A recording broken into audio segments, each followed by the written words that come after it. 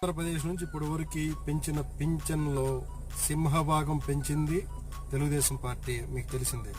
So అదేవిధంగా ఈరోజు pension కార్యక్రమాన్ని కూడా నేరుగా ఆయన పేదలతోటి కలిసిపోయి వాళ్ళకి డైరెక్ట్గా పింఛన్లు ఇవ్వటం అనేది నారా చంద్రబాబు నాయుడు గారి గొప్పతనం.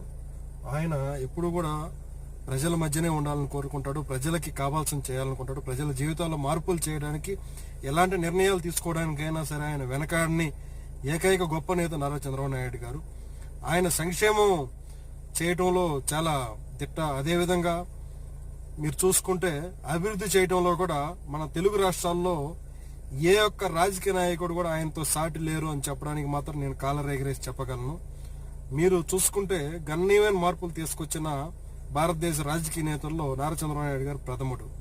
హైదరాబాద్ను తీసుకొచ్చి రాళ్లగుట్టలో రాజధాని నిర్మించి రాళ్లగుట్టలోనే ఈరోజు కోట్ల ఆదాయం తీసుకొచ్చే పరిస్థితికి రాష్ట్రాన్ని తీసుకొచ్చిన